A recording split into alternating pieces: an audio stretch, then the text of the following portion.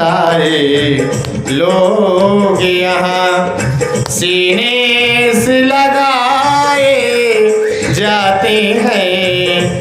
दरबार में बंसी वाले के दुख दर्द मिटाए जाते हैं। संसार नहीं है रहने को, यहाँ दुख ही दुख है सहने को।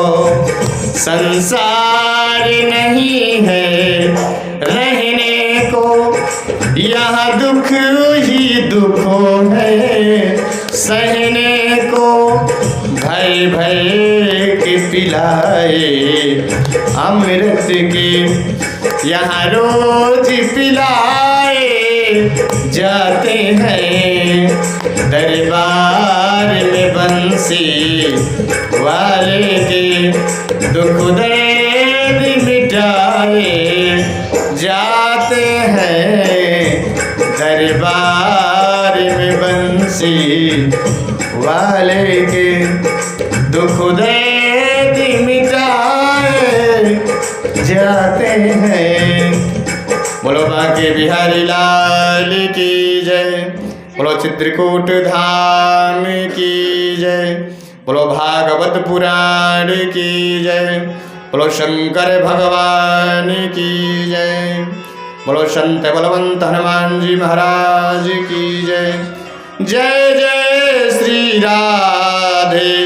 नमः पार्वती पतये हर हर महादेव शंभो।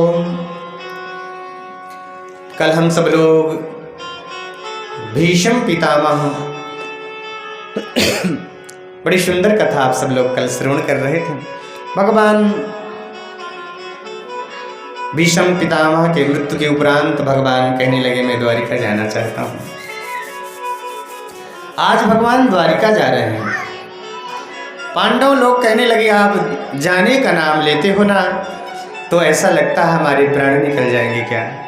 लेकिन हम ये भी नहीं चाहते कि द्वारिका वासी वंचित रहे। इसलिए गोकुल की सब नारियां भावविनी भगवान श्री कृष्ण को विदाई दे रही हैं। प्रसाद सुखुरारूढ़ा कुरु नार्यो दृदिच्छया ववर्षु कुसुमे कृष्णं प्रेम बीरा स्मिते क्षणा। करें प्रसाद शिखरा रूढ़ा कुरु नारियो दृदिच्छया। आज भगवान को भावविनी विदाई दे रहे हैं गोकुल की सब माताएं। आज भगवान द्वारिका वासियों को जैसे ही पता चला कि पांडवों को विजय दिलाकर के भगवान आ रहे हैं तो पूरे मार्ग में पुष्प बिछा दिए और पुष्पों से स्वागत भगवान का कर रहे हैं। आज इतनी मन में प्रसन्नता है। मार्ग में ग्वाल भील मिले, भगवान पूछने लगे सब प्रसन्न तो हैं? बोले सब प्रसन्न है, सब कुशल हैं, लेकिन आपके दर्शन नहीं हो पा रहे थे। यही सबसे बड़ा एक कारण था क्योंकि आपके दर्शन नहीं हो पा रहे थे। आज सब ग्वाल भील सब भगवान का स्वागत कर रहे हैं। मन में बड़ी प्रसन्नता है। भगवान श्री कृष्ण अपने माता पिता के चरणों में जाकर साष्टांग लेट गए। देवकी मैया ने सिर से हाथ फेरा और मैया कहने लगी कृष्ण कितना विनम्र है मेरा, द्वारिका का राजा होकर के भी कितनी विनम्रता है मेरे पुत्र में। कि अभिवादनशीलस्य नित्यं वृद्ध्योपुषे विना चत्वारि तस्य वर्धन्ते आयुर्विद्या यशो बलम। जो बड़ों को प्रणाम करते हैं ना उनकी 4 चीजें बढ़ती हैं। अभिवादनशीलस्य नित्यम वृद्धोपसेविनः आयु विद्या यश बल। जो बड़ों को प्रणाम करते हैं, जो आदर करते हैं। कहने लगे जो बड़ों को प्रणाम करते हैं उनके सुंदर मन में बड़ी प्रसन्नता होती। जब छोटे बालक हो ना, तो जब स्कूल जाए तो उन्हें बताओ कि अपने बड़े बुजुर्गों को प्रणाम करके जाएं, क्योंकि हमारी पद्धति बदलती चली जा रही है। कितनी अच्छी भाषा थी, स्वागतम प्रणाम। हम सब लोग हाय हाय हाय बाय बाय करके निकलते हैं, लेकिन हम सब लोग बाहर की भाषाओं को अपना रहे हैं। लेकिन हमारी संस्कृति बड़ी सुंदर थी। कह रहे हैं, गीता में कह रहे हैं भगवान कि जो अपने पुत्रों को सुंदर शिक्षा नहीं देते, माता शत्रु पिता बैरी एन बालो न पाठिता। माता शत्रु है और पिता बैरी है, इसलिए माता सबसे बड़ी गुरु है। सर्वप्रथम माँ गुरु है बच्चे की। अगर बच्चा बिगड़ता है तो माँ की गलती है, क्योंकि अगर बचपन से ही बच्चों को सुंदर संस्कार दें, उन्हें दिखा दिखा करके बड़ों बुजुर्गों को प्रणाम करें, दिखा दिखा करके भगवान भोले बाबा में जल चढ़ाएं, उन्हें बोलो हनुमान चालीसा पढ़ करके जाएं, क्योंकि जो देखेंगे वही बच्चे करेंगे। अगर यहाँ बचपन में सुंदर शिक्षा नहीं दे पाए तो हम जरूर कह सकते हैं कि माँ की कुछ त्रुटि रह गई, कुछ गलती रह गई, जो अपने पुत्र को सुंदर शिक्षा नहीं दे पाए। क्योंकि बचपन में ही कहते हैं कि कभी बच्चों के सामने गलत हरकत नहीं करनी चाहिए, बच्चों के सामने कभी गलत बोलना नहीं चाहिए, क्योंकि जो देखेंगे वही बच्चे करेंगे। इसलिए अपने बच्चों को सुंदर शिक्षा देनी चाहिए।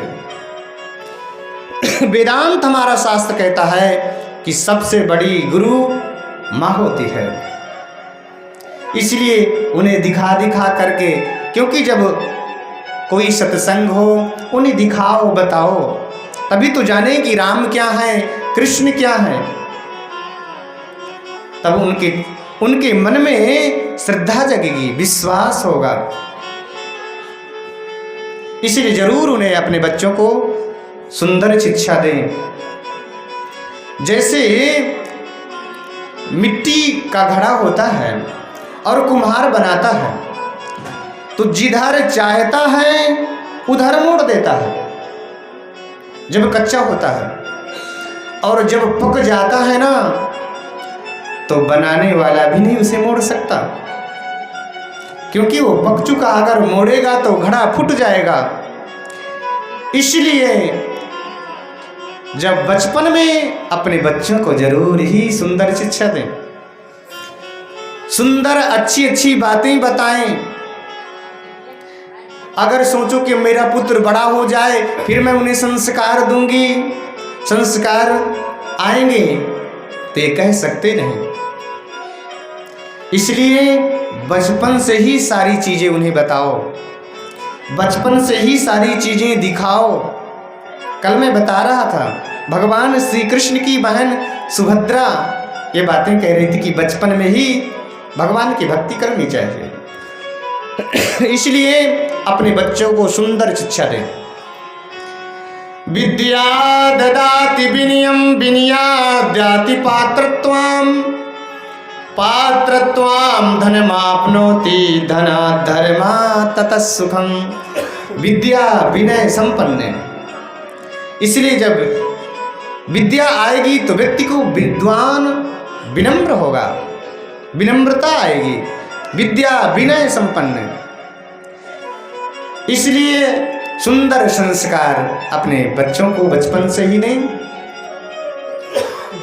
शुष्क काष्ठानि मूर्खस्य नमन्ति कदाचन नमन्ति फलिनो वृक्षा नमन्ति गुणिनो जना।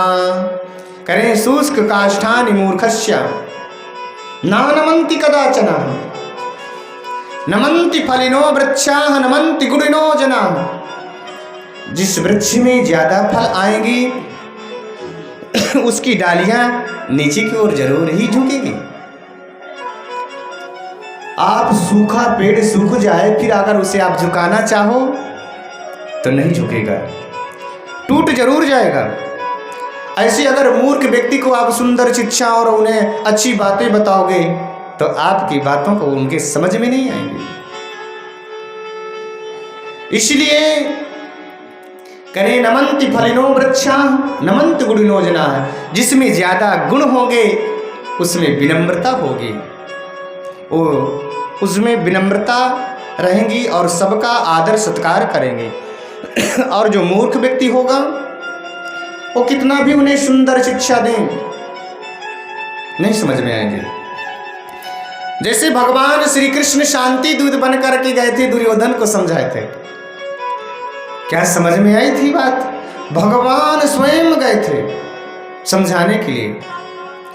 जब ऐसे व्यक्ति कोई सठ हो जाते हैं कभी कभी और कितना भी समझा लो कोई बात समझ में नहीं आती। ऐसे ही करें सारी चीजें अगर हम भगवान की कृपा से कितने भी कभी कभी महसूस होता है कितना भी धनवान हो जाएं, कभी कभी तो सारे ऐसा लगता कि इतने धनवान है ही नहीं, इतनी विनम्र, इतना सहजता रहती है, किसी चीज का अहंकार नहीं आता। और कोई गलती से जब धनवान हो जाते हैं ना तो 2-4 पीढ़ियों को समय लगता है केवल उनकी विनम्रता आने में।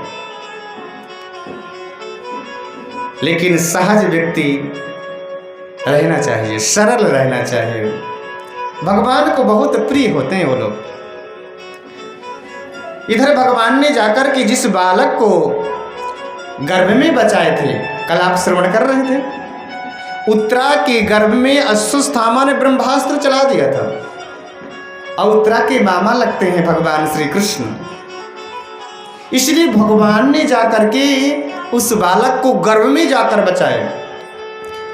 और ये सृष्टि में यही बालक है पहला कि जन्म बाद में लिया और दर्शन भगवान के पहले कर लिया। ऐसा कोई सृष्टि में कोई बालक नहीं रहा। इन्हीं का नाम है राजा परीक्षित। भगवान ने जाकर गर्भ में बचाए हैं।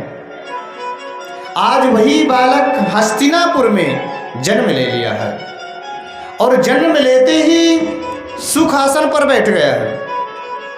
धर्मराज युधिष्ठिर कह रहे हैं कि मेरे वंश में कभी ऐसा बालक नहीं जन्मा, क्योंकि जन्म लेते ही सुखासन पर बैठ गया और चारों तरफ देख रहा है। जिन्होंने मुझे गर्भ में जाकर बचाए हैं वो है कहाँ? जो भी गोद में ले रहे हैं और रोने लग जाते हैं। जब रोने लग जाते हैं, उत्तरा के घर से भी छोछक कुर्ता लेकर आए उनके भाई लोग। यद्यपि बहुत कुछ लेकर आए, इधर जाकर के आज भगवान श्री कृष्ण भी लाए। भगवान ने जाकर जब गर्भ में बचाए हैं, जैसे राजा परीक्षित को लिए हैं भगवान श्री कृष्ण और सिर से हाथ फेर दिए, नाम रख दिए परीक्षित, परितः इच्छित परीक्षित। जो परीक्षा में पास हो जाए उन्हीं का नाम है परीक्षित। एक नाम रख दिया विष्णुरात, विष्णु रातः दत्तः विष्णुरात। भगवान ने जाकर बचाए हैं। ब्राह्मणों ने सब कुछ पहले ही बता दिया। पांचों पांडवों के कहने लगे अर्जुन जैसे धनुर्धारी होंगे, भीम जैसे बलशाली होंगे, धर्मराज युधिष्ठिर जैसे सत्यवादी होंगे। नकुल सहदेव जैसे इसमें गणित विद्या सारे बहुत सारे गुण होंगे इनमें, लेकिन किन कारणों से इन्हें श्राप लगेगा? ये बड़े धर्मात्मा होंगे, सब संकट दूर हो जाएंगे। ब्राह्मणों ने पहले ही भविष्यवाणी की राजा परीक्षित की। इधर धीरे धीरे राजा परीक्षित बड़े हो रहे हैं। भगवान श्री कृष्ण सारी लीला संपन्न करके गोलोक धाम चले गए। यदुवंश में आपस में युद्ध छिड़ गया, चतुष्पंचावशेष था, सारे समाप्त हो गए। भगवान भी अपने लीला गोलोक धाम को गए, अर्जुन सब देखते रह गए। आज अर्जुन जा रहे हैं, जैसे द्वारिका से छोड़ करके जैसे आने लगे इधर अर्जुन, तो धर्मराज युधिष्ठिर बोलने लगे, अर्जुन नष्ट तेजो विभाष में, आपका तेज कैसे नष्ट हो गया? क्या कारण है?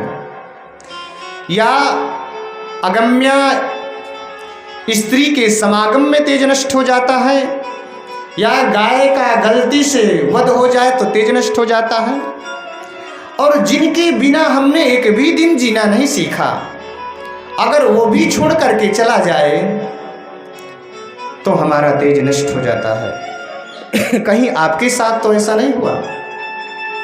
अर्जुन कहने लगा, भैया अनर्थ हो गया। वंचितो हम महाराजा हरिणा बंधुरूपिणा, येन मे प्रहतं तेजो देव विस्मापनम महत। अर्जुन कहने लगे, जिनकी कृपा से हमने बड़े बड़े राजाओं के सम्मुख द्रुपद जैसे स्वयंवर में जाकर द्रौपदी जैसे भार्या को हमने प्राप्त कर लिया, जिनकी कृपा से। दुर्वासा ऋषि 60,000 शिष्यों को लेकर आए, द्रौपदी के अच्छे पात्र में एक चावल भी नहीं बचे, नहाते नहाते पेट भर गया। आज वही श्री कृष्ण प्राण वल्लभ हमें छोड़ करके चले गए। यहां तक कि भगवान भोलेनाथ को किरात रूप में हमने संतुष्ट कर दिया, जिनकी कृपा से। धर्मराज युधिष्ठिर कहने लगे, अर्जुन इतने दिनों के बाद आए हो तो अप्रिय समाचार लेकर आए हो, जिनके बिना हमने एक भी दिन नहीं जीना सीखा, अब वो हमें छोड़ करके चले गए हैं, तो हम क्या करेंगे जी करके। जैसे राम जी 6 दिन हुए थे वन जाने के लिए, तो 6 बार राम राम कहकर राजा दशरथ जी ने अपने प्राणों को त्याग दिया थे। ऐसी ही कुंती ने जब पता चला कि भगवान गोलोक धाम चले गए लीला संपन्न करके, तो कुंती ने अपने प्राणों को कृष्ण कृष्ण कहकर प्राणों को त्याग दिया। आज पांडव लोग कहने लगे, हम क्या करेंगे रह करके, जिनके बिना हमने भगवान श्री कृष्ण ही चले गए। आज राजा परीक्षित को बुलाए हैं और आनन फानन में राजगद्दी में बिठा रहे हैं। राजा परीक्षित कहने लगे अपने बाबाओं से, कहने लगे, मैं तो बहुत छोटा हूं और मुझे राजगद्दी में आप बिठा रहे हैं, राजकाल कैसे संभाला जाएगा? बोले, जब तक आप बड़े नहीं हो जाते तब तक मंत्री लोग आप लोगों की सहायता करेंगे। 3 बातें आज राजा परीक्षित को समझा रहे हैं। राजा परीक्षित के बाबा लोग, पांडव लोग आज कह रहे हैं, कभी आंखों के सामने कभी पाप होते देखना नहीं, कभी पाप करना भी नहीं, और शरण में एक बार शत्रु भी आ जाए, एक बार अवश्य ही माफ कर देना। जिसके जीवन में ये 3 बातें आ जाएंगी, उसके जीवन में कोई संकट नहीं आएगा। ये 3 बातें आज पांडव लोग आज राजा परीक्षित को बताए हैं। और स्वर्गारोहण पांडवों का हुआ। सुशरीर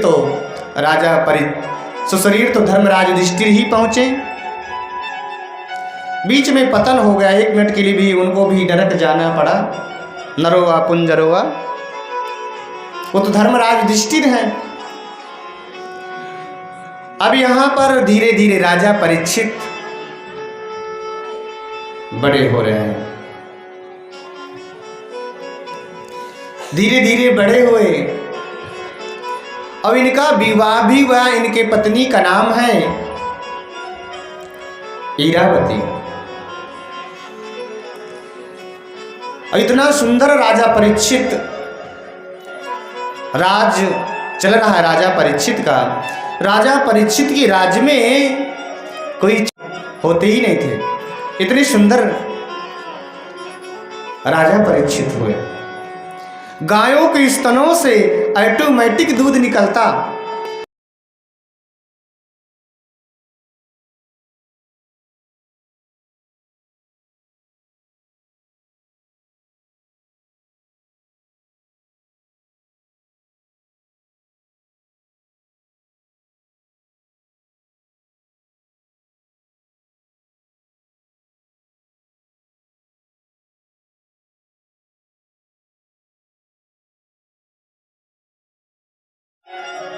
और यहाँ तक आश्रमों में जाते और झाड़ू पोंछा करके आते राजा परीक्षित, क्योंकि सबसे सेवक सबसे धर्म कठोर,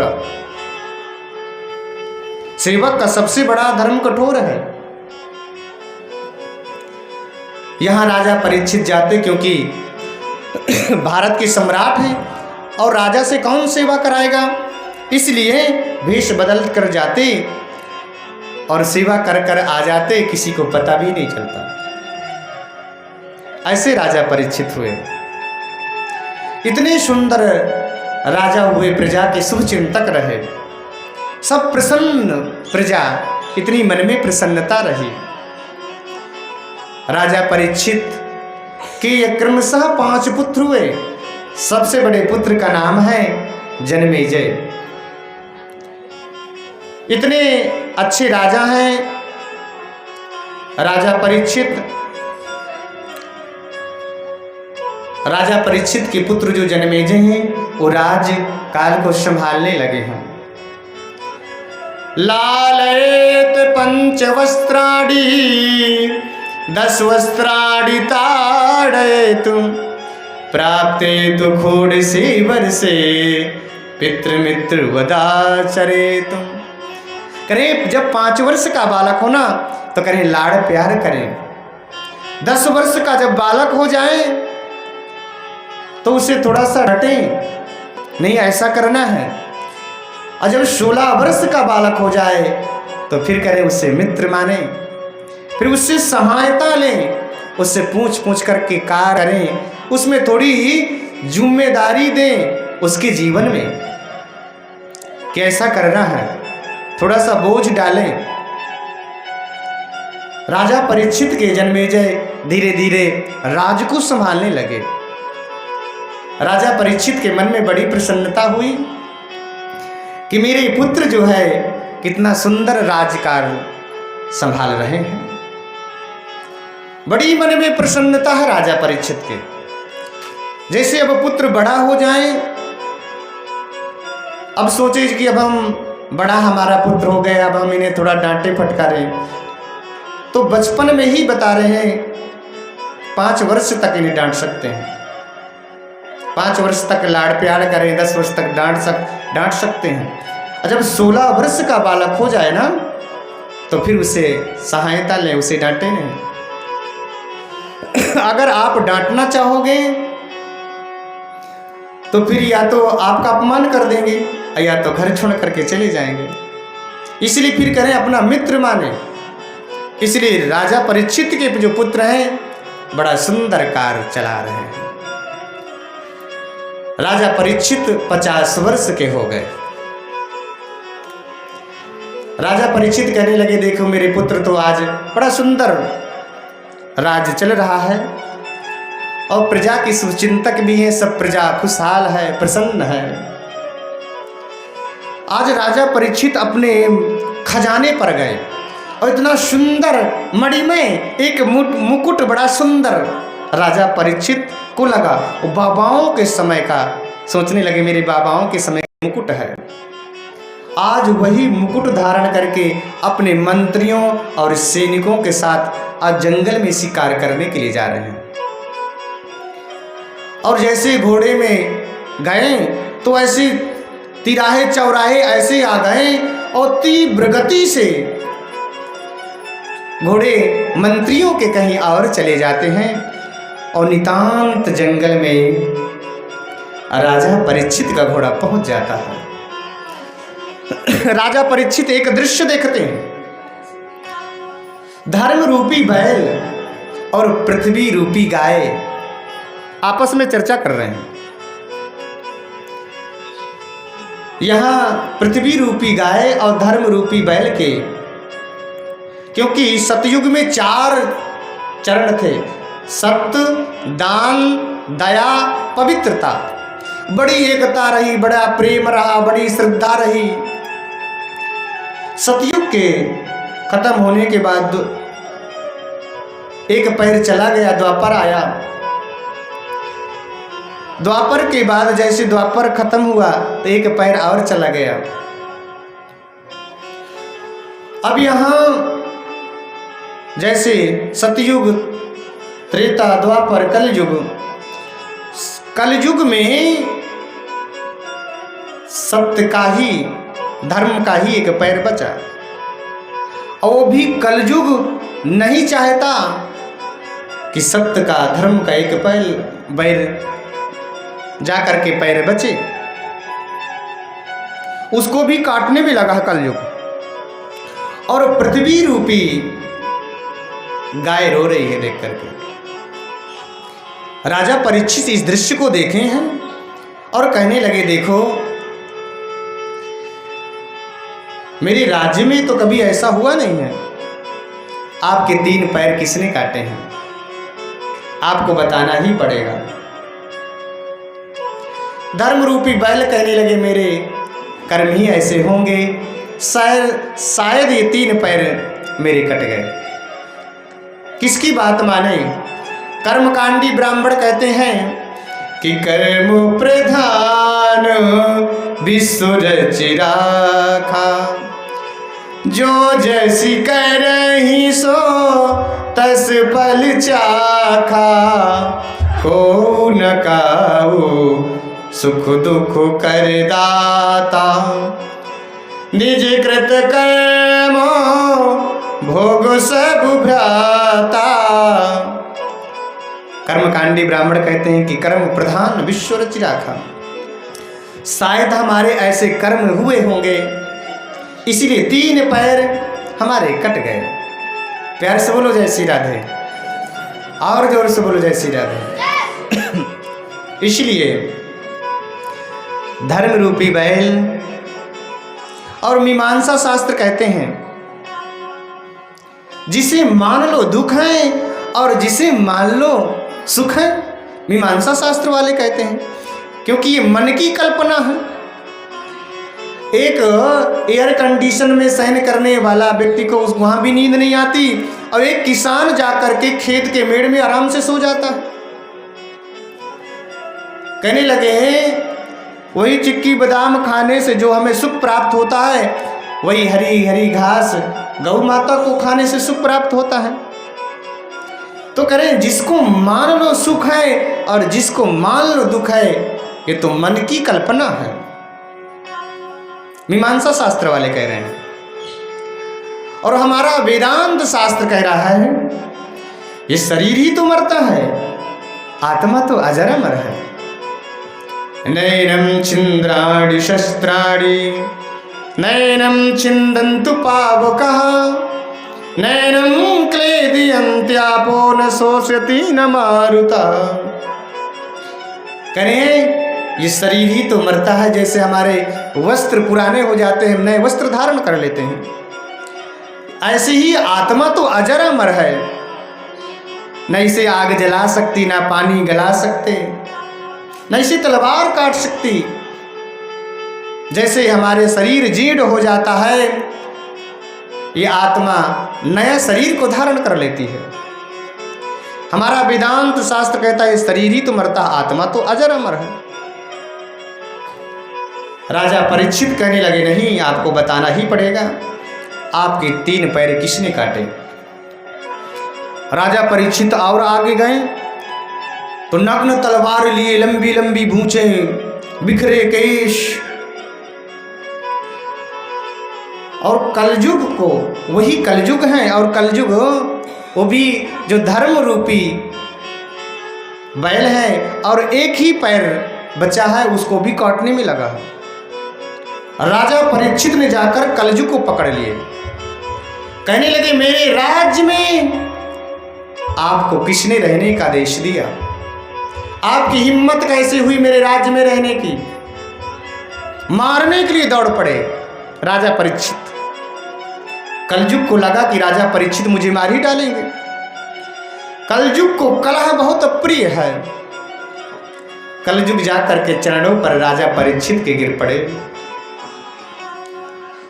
कहने लगे, राजन मैं कहाँ जाऊं, सब कुछ पूरा राज तो आपका ही है। नते गुडाकेश यशोधराणाम बद्धांजलर्वे भयमस्तिकं किंचित। कहने लगे, नते गुडाकेश यशोधराणाम बद्धांजलर्वे भयमस्ति किंचित। कहने लगे, महाराज मैं कहाँ जाऊं, पूरे भारत के सम्राट राजा आप हो, मुझे कुछ जगह दे दो। राजा परीक्षित के जब चरणों पर पैर पकड़कर गिड़गिड़ाने लगा कलयुग, राजा परीक्षित को दया आ गई। उनकी बाबाओं की बात याद आ गई आज राजा परीक्षित को, कि शरण में एक बार शत्रु भी आ जाए तो माफ कर देना। राजा परीक्षित कहने लगे, ठीक है, आप मेरी शरण में आए हो, मैं आपको माफ करता हूं, लेकिन मेरे राज से सीधे आप निकल जाओ, नहीं तो मैं आपको मार ही डालूंगा। कहने लगे, राजन मैं कहाँ जाऊं, कुछ मुझे जगह दे दो जिसमें मैं रह सकूं। आज राजा परीक्षित को न जाने क्या सूझा, आज 4 जगह राजा परीक्षित को दे रहे। द्वितम पानम स्त्रिया सूना यत्र धर्माश्चतुर्विधा। राजा परीक्षित कहने लगे, कलयुग से द्वितम, जहां जुआ खेला जाता है वहां कलयुग का ही वास होगा। कहने लगे, आज द्वितम, जुआ में कलयुग का वास होगा। फिर कह रहे सुराब्रह्म, जहां मदिरा पान करते हैं, सुरापान करते हैं, वहां कलयुग का वास होगा। आज राजा परीक्षित दे रहे हैं कलयुग को जगह। पराई स्त्री जहां गमन होता है वहां कलयुग का वास होगा। द्वितम पानम स्त्रिया सूना, जहां निरपराध व्यक्ति को सताया जाता होगा वहां कलयुग का वास होगा। कहने लगे, महाराज राजा परीक्षित 4 जगह दिए हैं। कलयुग को कला बहुत प्रिय, कहने लगे, राजा पर तो कोई अधिकार होना चाहिए। राजा जुआ भी नहीं खेलते हैं, मदिरा पान भी नहीं करते हैं, पराई स्त्री भी गमन नहीं करते हैं,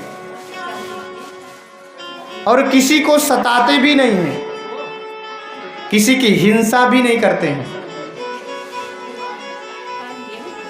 तो कह रहे हैं आज 4 जगह दिए हैं। कलयुग कहने लगा, कुछ तो अधिकार होना चाहिए राजा पर। जब ये बात कहने लगे, राजन ये तो सब गंदी जगह हैं, कुछ अच्छी जगह दो ना। कलयुग को कलह बहुत प्रिय है, गिड़गिड़ाने लगा राजा परीक्षित के चरणों में। राजा परीक्षित न जाने क्या सूझा, कहने लगे, जाओ तुम्हारा सोने में भी वास होगा। सूक्ष्म रूप लेकर के कलयुग राजा परीक्षित के मुकुट में बैठ गया। अब कलयुग ही सवार हो गया, राजा परीक्षित के सिर पर बैठ गया। अब यहां गीता में भी कहते हैं धातु नाम अस्मि कांचनम, जितने धातु हैं उन धातुओं में सोना मैं हूं। जब भगवान पहले से कह रहे हैं कि मैं सोने में मेरा वास है, वृक्षों में पीपल मैं हूं, ऐरावत नाम हाथियों कहे ऐरावत नाम का हाथी मैं ही हूं, मड़ियों में समंतक मणि मैं ही हूं। तो जब भगवान सोने में पहले से वास कर रहे हैं तो कलयुग का कैसे वास हो गया। और यजुर्वेद में भी कह रहे हैं हिरण्यगर्भः समवर्तताग्रे भूतस्य जातः पतिरेक आसीत्। हिरण्य मीन्स सोना। जब भगवान का वास पहले से सोने में है तो कलयुग का वास कैसे हो गया सोने में। तो कहने लगे जो ईमानदारी का जो धन कमाया है ना, उसमें तो भगवान का वास होगा, और जो बेईमानी का जो धन कमाया हुआ है ना, उसमें तो कलयुग का ही वास होगा। कहने लगे महाराज जो राजा परीक्षित मुकुट धारण किए थे, क्या ये बेईमानी का था? बोले ईमानदारी का था ही नहीं। बोले क्यों?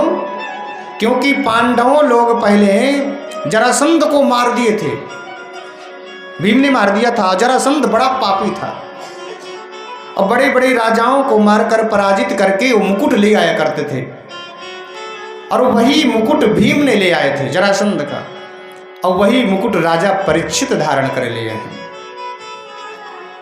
और जैसे धारण किए हैं और शीघ्र ही सूक्ष्म रूप लेकर के कलयुग जा करके सिर पर मुकुट पर बैठ गया, जैसे बोले कि सोने में तुम्हारा वास हो। अब कलयुग ही सवार हो गया। प्यार से बोलो जय श्री राधे, और जोर से बोलो जय श्री राधे। अब यहां धीरे धीरे आज राजा परीक्षित एक ऋषि के आश्रम पर पहुंच रहे हैं। शमीक ऋषि के आश्रम पर पहुंच रहे हैं। देखो ऋषि तो समाधि में बैठे हैं, उनकी अंतर्मुखी वृत्तियां हो चुकी हैं। फिर कोई चाहे जितने नगाड़े बजाए, चाहे जितने ढोल बजाए, फिर क्या मतलब। राजा परीक्षित कहने लगे मुझे भूख लगी है, मुझे प्यास लगी है, मुझे जलपान कराइए। अब शमीक ऋषि तो अंतर्मुखी वृत्तियां हो चुकी हैं, चाहे कितना भी कोई ढोल बजाए, चाहे मजीरा बजाए, उनकी मनोवृत्तियां अंतर्मुखी हो चुकी हैं। राजा परीक्षित करेंगे आपको पता नहीं मैं भारत का राजा हूं, सम्राट हूं, मैं राजा परीक्षित, मुझे भूख लगी, प्यास लगी है, मुझे जलपान कराइए। अब वो तो समाधि में बैठे शमीक ऋषि। कहने लगे अच्छा इसलिए आंखें बंद करके बैठा है, कहीं जलपान न कराना पड़ जाए, कहीं भोजन न कराना पड़ जाए। ये ढोंगी बाबा मालूम होता है, पाखंडी बाबा मालूम होता है, न जाने क्या क्या बोल दिए राजा परीक्षित। और वहां एक मरा हुआ सर्प पड़ा था, अपने बाण से लेकर के उठा करके और शमीक मुनि के गले में आज डाल दिया। आज वो गलती हो गई राजा परीक्षित से जो कभी उनके पूर्वजों से कभी गलती नहीं हुई। आज राजा परीक्षित ने शमीक मुनि के गले में मरा हुआ सर्प डाल दिया। शमीक मुनि के वहां शिष्य और उनके पुत्र और शिष्य नदी में स्नान कर रहे थे। वहां जाकर पहुंचे, बोले आप स्नान करते रहोगे कि चलोगे? बोले क्या हो गया? बोले राजा परीक्षित आए थे और उनके गले में, आपके पिताजी के गले में मरा हुआ सर्प डाल दिए। श्रृंगी ऋषि कहने लगे अरे इतने बड़ा गुमान हो गया राजा परीक्षित को कि मैं भारत का राजा हूं, भारत का सम्राट हूं, इतना बड़ा अभिमान हो गया राजा को। सोचा और समझा भी नहीं श्रृंगी ऋषि ने, तुरंत अपने हाथ में कमंडल से तुरंत जल लिए। मानो बात वज्रम विसर्जन, वाणी रूपी वज्र चला दिए। कहने लगे आज के बाद राजा परीक्षित को तक्षक सर्प डस ले गए इन्हीं के पूर्वज, और राजा परीक्षित की अकाल मृत्यु हो जाएगी। मानो वाणी रूपी वज्र चला दिए। श्रृंगी ऋषि आज श्रृंगी ऋषि आए, बड़े रोष में बैठे थे। समाधि खुली शमीक ऋषि की।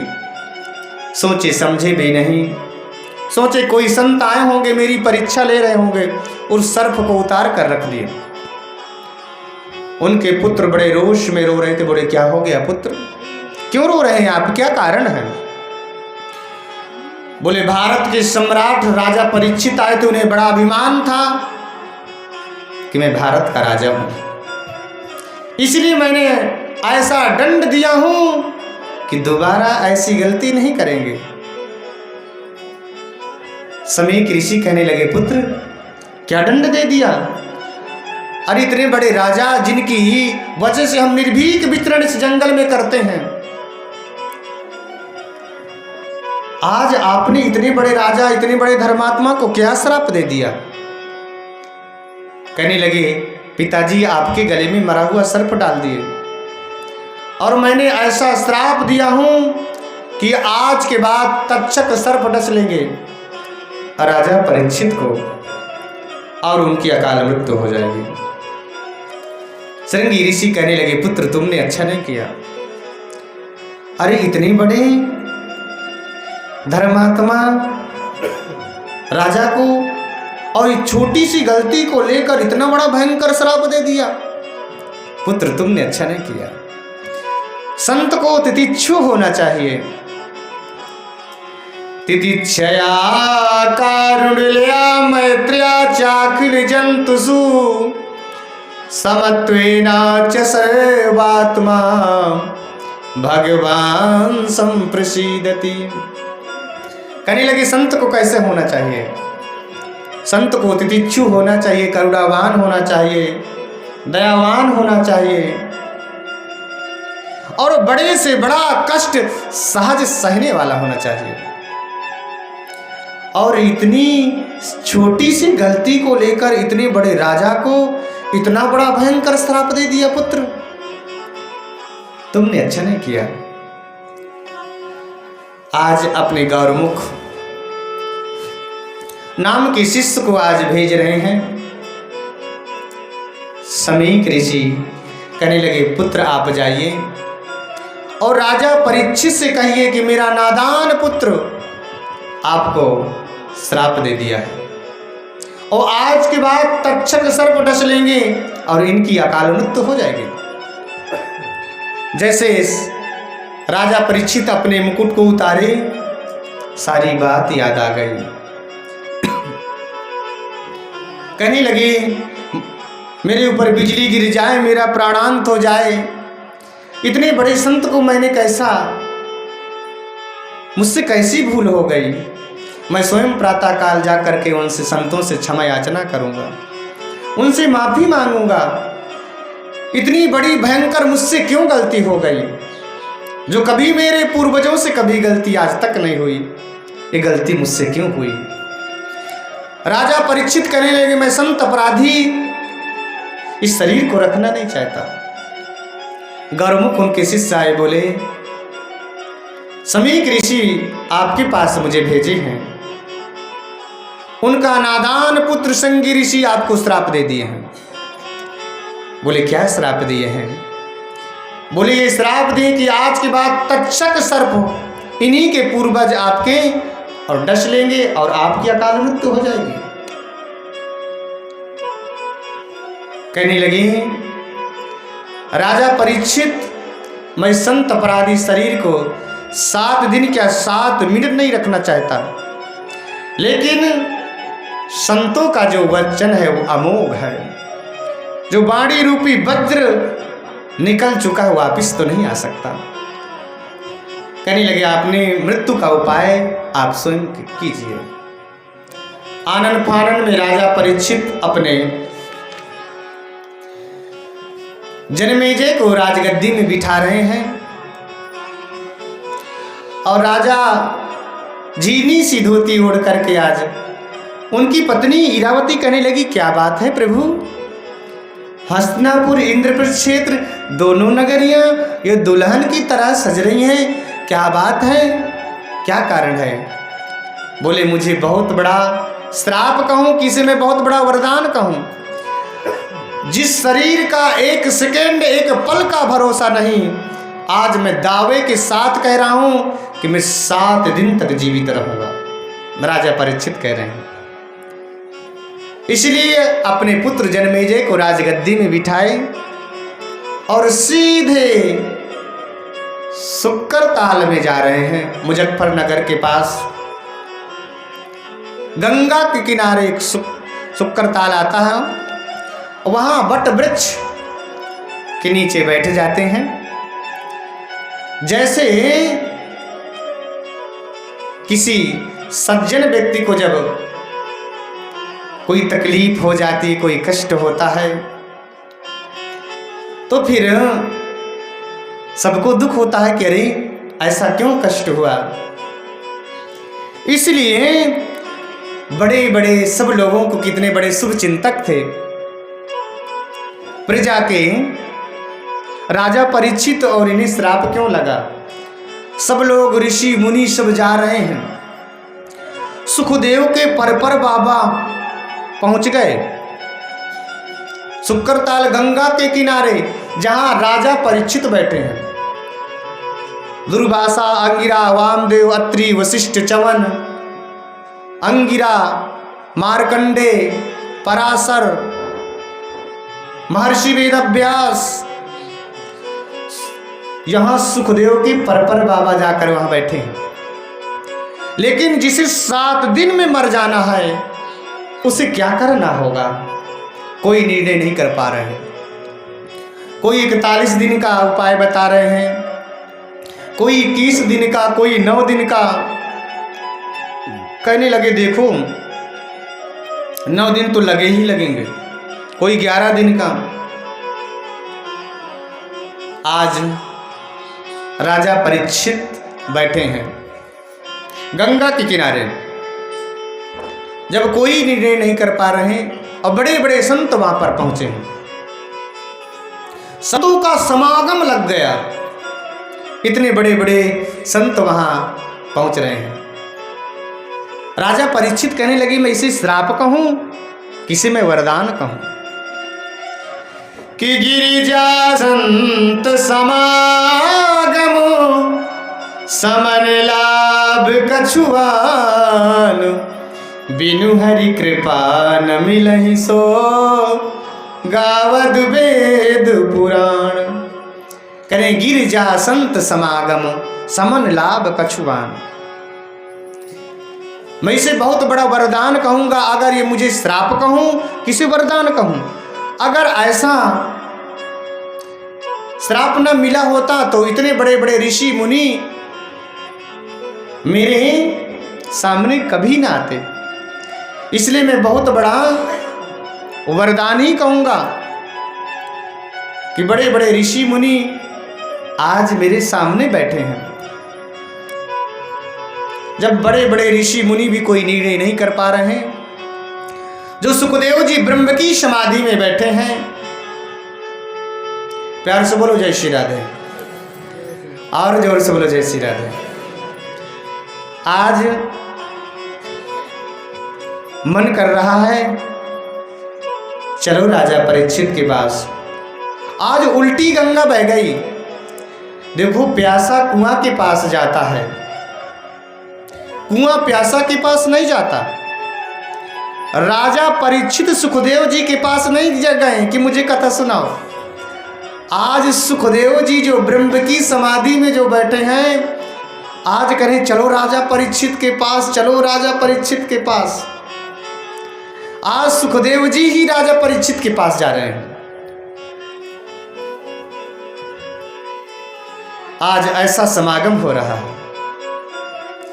एक ब्रह्मास्त्र चला था जो अश्वत्थामा चलाए थे तो भगवान ने जाकर के बचाए थे।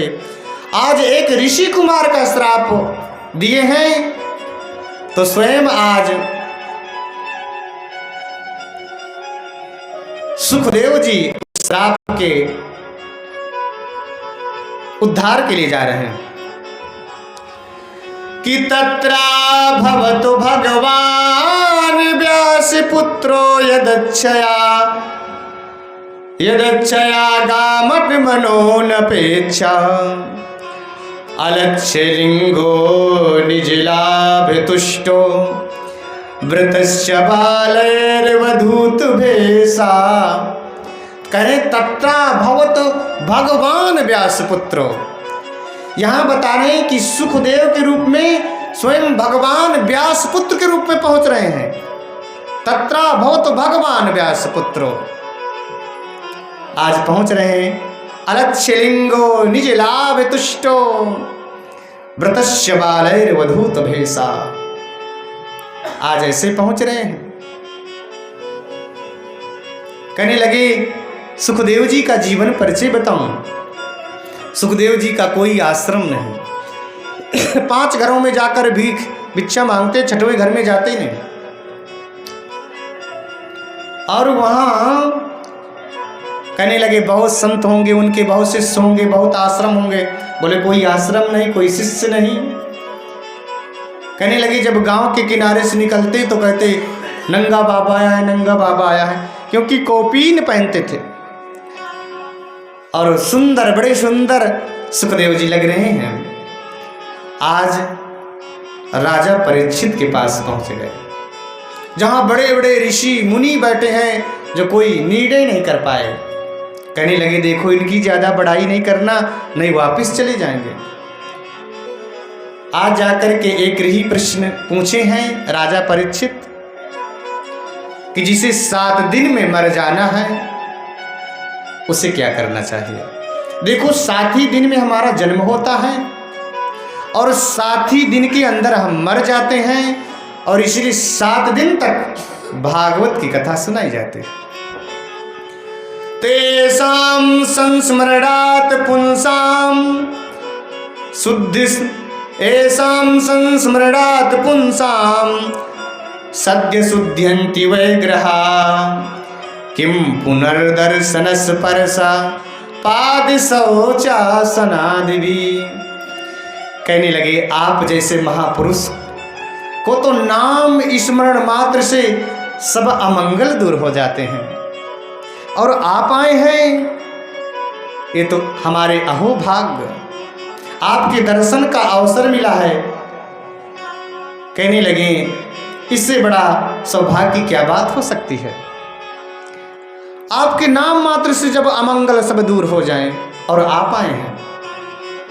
कहने लगे जिसे 7 दिन में मर जाना है उसे क्या करना चाहिए, ये प्रश्न पूछ रहे हैं सुखदेव जी से कि जल्दी मरने वाले को मुक्ति का उपाय क्या है। तो सुखदेव जी इस बात को सुनकर गदगद हो गए और कहने लगे अतः पृच्छामि संसिद्धिं योगिनां परमं गुरुं पुरुषस्य यत् कार्या म्रियमाणस्य सर्वथा। कहें जल्दी मरने वाले को एक ही उपाय करना चाहिए। कहने लगे आप अपने लिए प्रश्न नहीं पूछे, पूरे समाज के कल्याण के लिए प्रश्न पूछे हैं। प्यार से बोलो जय श्री राधे, और जोर से बोलो जय श्री राधे। कहने लगे पहले सतयुग में एक व्यक्ति 1 लाख वर्ष जीते थे, सतयुग के बाद त्रेता आया, 1 जीरो और कम हो गया, 10,000 वर्षों तक निर्धारित की गई त्रेता में। त्रेता के बाद द्वापर आया, 1 जीरो और कम हो गया, और कलयुग में 100 वर्ष की उम्र निर्धारित कर दी गई कि 100 वर्ष व्यक्ति को जीना चाहिए। लेकिन अब 100 वर्ष कौन जीता है, लाखों में 2-4 जीते हैं। अब वहाँ 100 वर्षों में सबसे बड़ी बात तो ये है कि 50 वर्ष तो हम सोते सोते बिता देते हैं। क्यों? क्योंकि 12 घंटे का दिन, 12 घंटे की रात्रि, तो 50 वर्ष सोते सोते बीत गए कि नहीं बीत गए? और दिन में जो सो लिए वो अलग एक्स्ट्रा है। हमारे पास बचे 50 वर्ष। 50 वर्ष में धीरे धीरे बड़े हुए, फिर थोड़ी पढ़ाई लिखाई किए, ऐसे 10-20 वर्ष पढ़ाई लिखाई में चले गए, फिर शादी हुई, फिर हाई कमान का देश जो कह रही हैं वही कर रहे हैं, तो कुछ समय ऐसे में गया, फिर बच्चे हुए तो उनकी पढ़ाई लिखाई में, फिर उनके विवाह में समय ऐसे चला गया। हमारे पास क्या बचा? कुछ नहीं बचा। हमारा समय ऐसे ही निकल गया। और गोस्वामी तुलसीदास जी तो कहते हैं कि ससुरार प्यार लगी जब ते, रिप रूप कुटुंब भय तब ते, निप पाप परायण धर्म नहीं, करी दंड प्रजम्भ प्रजानिति। करें ससुराल सुख की सार। जब शादी होती है ना, तो उस समय बड़ा, जब ससुराल जाते हैं तो खूब आदर सत्कार होता है। और फिर बिना 2-4 दिन तक, और ज्यादा दिन रहोगे ना तो जाओ थैला देंगे, सब्जी ले आओ। तो कह रहे ससुराल प्यार लगी जब ते, रिप रूप कुटुंब भय तब ते। फिर घर के लोग कम अच्छे लगते हैं, फिर जो ससुराल के वहां के लोग ज्यादा अच्छे लगने लगते हैं। गोस्वामी जी कहते हैं रिप रूप कुटुंब भय तब ते। फिर जो घर के लोग अच्छे नहीं लगते, जो वहां के कहेंगे ससुराल वाले वही चीज सही है। तो कह रहे हैं कुछ समय ऐसे बीत गया, और जिसे 7 दिन में मर जाना उसे क्या करना चाहिए? तो कहे तस्मात् भारत सर्वात्मा भगवानोनीश्वरो हरि, श्रोतव्या कीर्तितव्यस्य स्मर्तव्यश्चेक्षता भयम। कि जल्दी मरने वाले को एक ही उपाय करना चाहिए। बोले क्या? बोले श्वास श्वास पर कृष्ण भजी, वृथा श्वास जन खोए, ना जाने आश्वास की आवन होए न होए। करे श्वास श्वास पर कृष्ण भजी,